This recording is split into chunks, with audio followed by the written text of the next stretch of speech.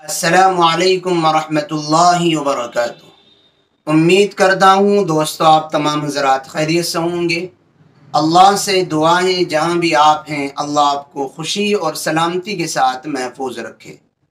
دوستو، ہر انسان سے دنیا میں گناہ ہو جاتے ہیں، اللہ تعالیٰ کی نافرمانی ہو جاتی ہے۔ نبی کے علاوہ دنیا میں اللہ تعالیٰ کسی کو معصوم بنا کر نہیں بھیجتا ہے، یعنی صرف نبی کی ذات ہی ایسی ذات ہوتی ہے جس سے زندگی میں کبھی چھوٹا بڑا کسی بھی طریقے کا کوئی گناہ نہیں ہوتا ہے۔ اللہ ان کی حفاظت فرماتا ہے، اللہ ان کو معصوم بنا کر کے بھیجتا ہے۔ باقی نبی کے علاوہ جتنے بھی انسان ہوتے ہیں سب سے گناہوں کا صدور ہوتا ہے۔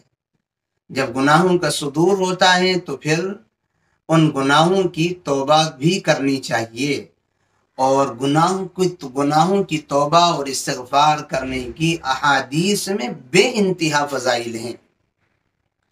گناہ سے توبہ کرنے کا سب سے پہلا فائدہ تو یہ کہ اللہ تعالیٰ اس گناہی کو معاف فرما دیتا ہے، اللہ اس نافرمانی کو ہی معاف فرما دیتا ہے۔ اس کے علاوہ اور کچھ بھی فائدے ہیں، میں آپ کی خدمت میں 3-4 حدیثیں پیش کرتا ہوں جس سے آپ کی آنکھیں کھلی رہ جائیں گی کہ گناہ کی معافی مانگنے پر بھی اتنے بڑے انعامات اللہ کی جانب سے مل رہے ہیں، گناہ سے توبہ کرنے کی وجہ سے بھی اللہ کی جانب سے نوازا جا رہا ہے۔ میں آپ کی خدمت میں ایسی روایتیں پیش کرتا ہوں جس میں جناب رسول اللہ نے توبہ کرنے پر بے انتہا فضائل ارشاد فرمائے ہیں۔ ایک روایت میں آپ نے فرمایا، جو شخص توبہ اور استغفار کو لازم پکڑ لے، یعنی جب بھی اس سے گناہ ہو جائے وہ فوراً توبہ اور استغفار کر لے، اللہ اس کے لیے ہر تنگی اور مصیبت میں آسانی پیدا فرما دیتے ہیں۔ اور اسی پر بس نہیں، آپ نے فرمایا ہر تنگی اور مصیبت میں آسانی اللہ پیدا فرما دے گا، اور ہر غم سے نکلنے کا، ہر غم سے نجات پا جانے کا راستہ مہیا فرما دیتے ہیں، صرف گناہ کی توبہ کی وجہ سے۔ گناہ ہمارا تھا، ہم اس پر توبہ کر رہے ہیں اپنی ذات کے لیے، اپنا گناہ معاف کرانے کے لیے، اور انعام اس پر ہمیں مزید کیا مل رہا ہے؟ ہر تنگی میں آسانی پیدا ہو رہی ہے، ہر غم سے نکلنے کا راستہ مل رہا ہے۔ یہ اللہ کی جانب سے توبہ اور استغفار کرنے پر بڑا انعام ہے۔ اور ایک روایت میں جناب رسول اللہ صلی اللہ علیہ وسلم نے ارشاد فرمایا، جو بندہ توبہ استغفار کرتا ہے، اپنے گناہوں کی معافی اللہ سے مانگتا ہے، اللہ اس بندے کو ایسی جگہ سے رزق دیتا ہے جہاں سے اس کا رزق ملنے کا گمان بھی نہیں ہوتا، وہ سوچ بھی نہیں سکتا، وہاں سے اللہ تعالیٰ اس کے لیے رزق کے دروازے کھول دیتا ہے۔ اتنی عظیم الشان فضائل اور فائدے ہیں اپنے گناہ کی معافی مانگنے کے، اس لیے اللہ تعالیٰ سے اپنے گناہ کی معافی مانگنے میں بالکل نہیں ہچکچانا چاہیے، فوراً توبہ استغفار کرنا چاہیے، صلاۃ التوبہ کا خوب اہتمام کرنا چاہیے۔ اور ایک روایت میں جناب رسول اللہ صلی اللہ علیہ وسلم نے اس سے بھی بہترین بات ارشاد فرمائی۔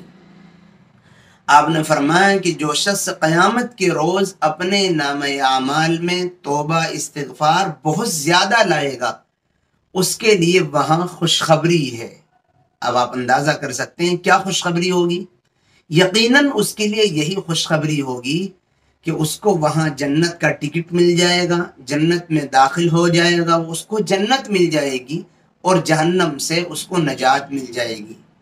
توبہ استغفار جو اپنے ساتھ زیادہ لائے گا، جو زیادہ گناہوں کی معافی مانگ کر کے آئے گا، اللہ کے رسول صلی اللہ علیہ وسلم اس کو یہ انعام دے رہے ہیں کہ اس کو وہاں خوشخبری ملے گی، اور خوشخبری وہ کیا ہوگی آپ اندازہ کر سکتے ہیں، جنت ملے گی۔ یہ تو میں نے آپ کو روایتیں سنائی ہیں، اس کے علاوہ رسول اللہ صلی اللہ علیہ وسلم نے توبہ استغفار کو اپنے عمل سے بھی ثابت کیا ہے۔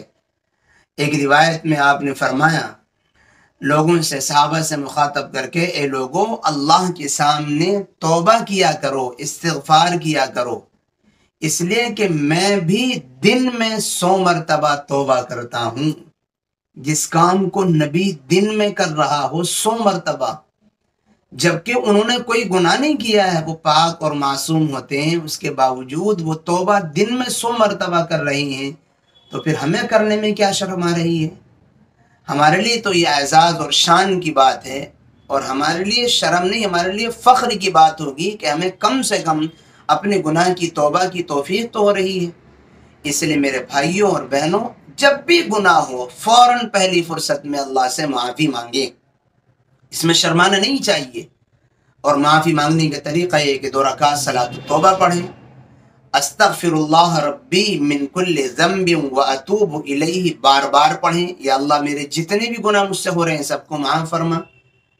اگر ہم ایسا کریں گے تو اس کی برکت سے ہمیں یہ انعامات ملیں گے جو میں نے آپ کو ابھی سنائے ہیں۔ ہم توبہ کو ہلکے میں لیتے ہیں، اتنی عظیم الشان چیز ہے توبہ۔